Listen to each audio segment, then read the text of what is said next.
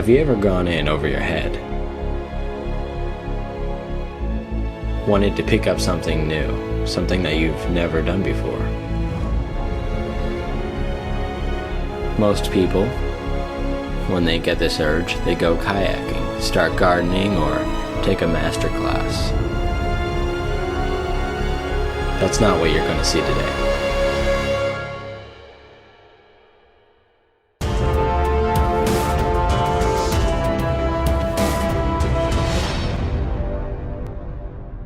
So about a year ago, it was almost summer break, and I was thinking of what good projects would be during the summer to work on, and I had my eye on this Fiero, actually, that was on Facebook Marketplace, but been advised by a mechanic friend of mine that I trust to stay as far away from Fieros as possible. But there was a Mustang GT 2001 convertible that had been catching my eye on Facebook. And there's a really funny story with this too. I almost didn't get the Mustang. So I saw this ad on Facebook and I wasn't too serious about getting it, but I was really flirting with the idea.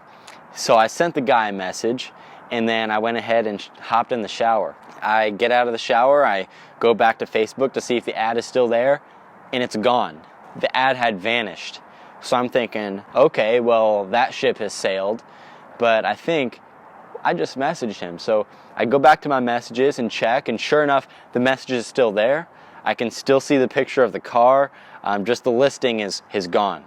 So I message him, I'm saying, hey, are you still interested in selling the car? And he says yes, but he took it down because so many people were just wasting his time and giving him lowball offers. But I told him, hey, I'm interested and I would like to come check out the car today if that's okay with you. He was all right with it. So later that day, my dad and I went to go check out the car. I liked it and I thought, man, the more I look at this thing, the more I want to work on this car. So it had everything going good for it. The body was great, the engine was running great, we'll get to that in a minute. It had aftermarket stereo, aftermarket rims that make it look really sleek. The thing that really made me want to get this Mustang was that it was a 5-speed stick shift. My first car was a 96 Honda Accord 5-speed. Didn't think I was going to like stick shift. I honestly didn't like it very much at first, but man, I fell in love with stick shift and currently drive an automatic car, and I've just been having the bug in me to drive a stick for a long time. It's just so much fun to drive stick shift and I'm in love with it. And this Mustang was a V8, it was a stick shift, and man, I mean, what 18-year-old guy just doesn't want that? The only problem was that it had a rod knock. Yeah. This is a 2001 Mustang GT, by the way. And if you know about the 99 to 04 Mustangs, if you have a rod knock, that's not really a simple task, because on most cars, you can drop the oil pan from the bottom and maybe remove the head from the top, and then that will make you able to take a piston out and the rod. But on this Mustang, there's a K-member on the bottom blocking the oil pan. So that means that you either have to take the entire engine out of the car to fix it, or you have to drop the K-member frame from the bottom in order to drop the oil pan and access everything through there. I was going to do anything possible to make this work. Shout out to my good friend Tristan. We took his car to go pick up the Mustang, and that was a lot of fun to go pick that up. He has a nice VTEC Honda. We actually drove there, and then I realized I forgot the money at home, so we had to go back home and get the money and then come back.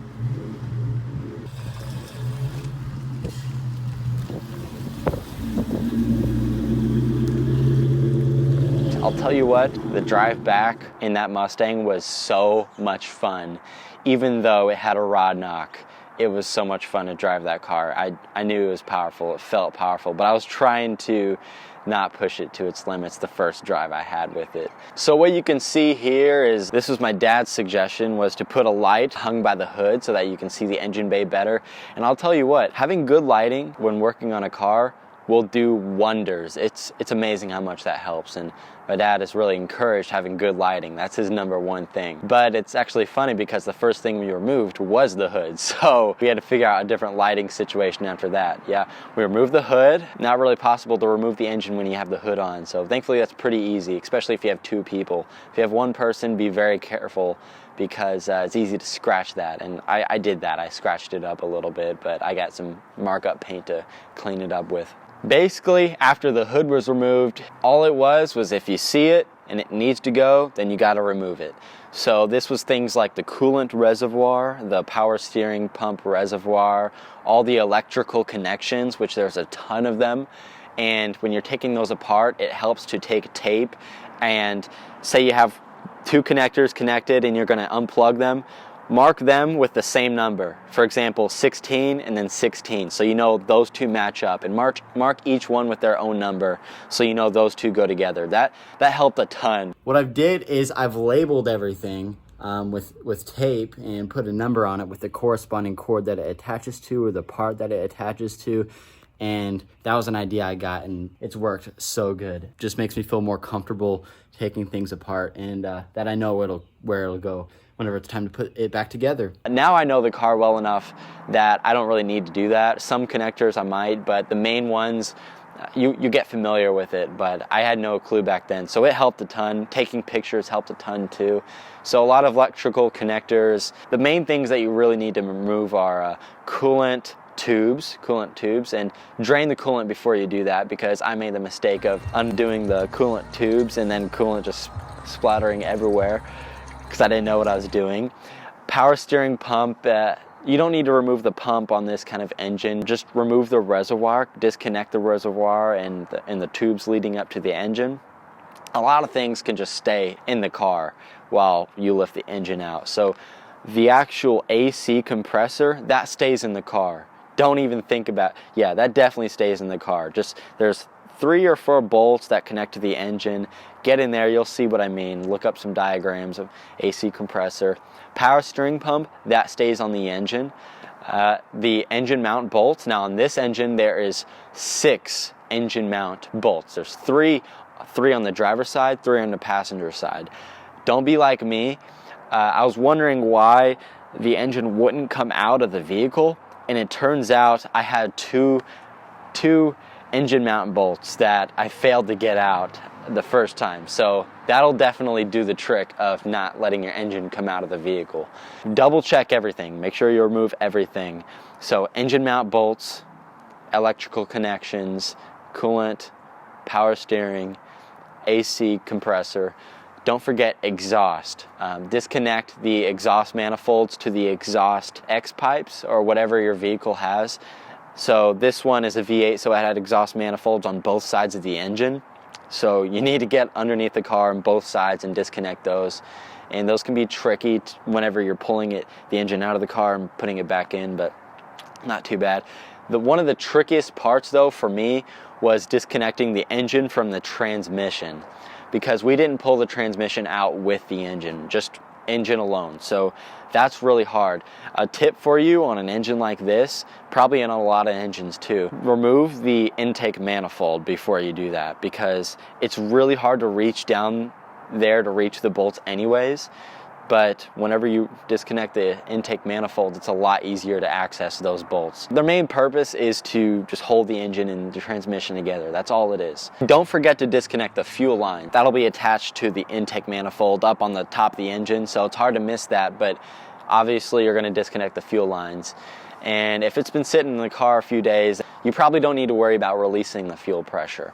Just in case, there's a Schrader valve on the fuel rail, so if you just hit that, maybe put a sock over it, because if there's a lot of fuel pressure on your vehicle, if you just ran it recently, maybe an hour ago or even yesterday, just do this. Find that Schrader valve, get a sock or something that can absorb the gas when it shoots out. Usually these engines can be up to 100 psi of gasoline for those injectors to work properly, so it'll shoot out. So get something that can absorb that gas while you pop that Schrader valve. I mean, I've heard stories of it shooting up and hitting the ceiling of your garage. But that's about everything. That's about everything you need to disconnect, and then once you disconnect it, it comes out of the vehicle.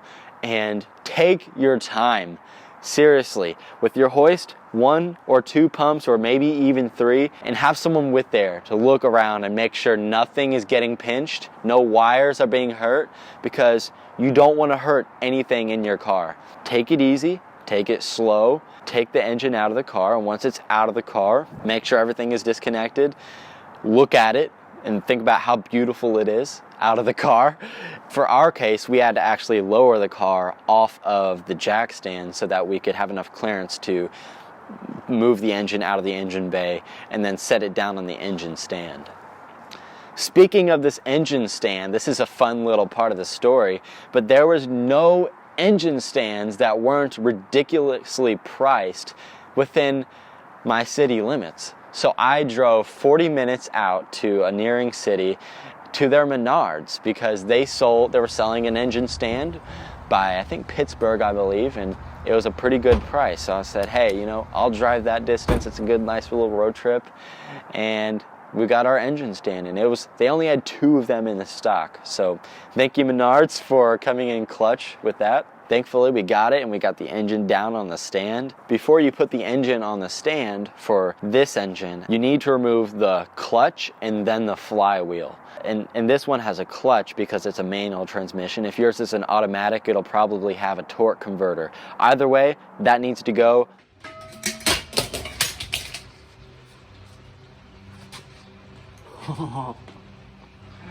There she is. The flywheel needs to come off too while it's on the engine hoist. And then you can attach the engine stand bracket to the engine. And then once that's attached to the engine, then you can lower it down and then fit it inside the engine stand and then lock it in place. And then you're good. You can take it off the engine hoist and you can fold the engine hoist up and put it away because you got the engine stand. You got the engine out of the car. And from here, it's going to be a lot more easier to work on than if the engine was in the car. Trust me, that's my experience. I thought working on the engine out of the car was so much easier because you can see everything, you can walk around the engine, you can get under it, on top of it, side of it, and when it's in the car you can only see the top of it, well, the bottom too whenever you get under it, but it's just so much easier. That's it for this episode. We started with getting the car, bringing it home, disconnected everything, and got the engine out of the car and safely on the engine stand, which is quite a feat. And if you've gotten that far and if you've done that on your own vehicle, you deserve a pat on the back because that is quite a feat. And especially if that's your first time doing it, it's an amazing thing. And especially going from zero to knowing all about that and doing it. I don't know all about it, but doing it felt so good. And it's a huge morale booster knowing that you can do that. Thank you so much for watching. This means a ton to me that you're watching this right now, and it's been a huge journey for me, and it's awesome to embark on that journey and be able to share that with other people. And I hope that this video offers information if you're doing a project similar to me, or if it offers entertainment, hey, that's great too. Please consider subscribing to the channel. There's more Mustang updates to come. There's also other things that I upload. Otherwise, thanks for watching.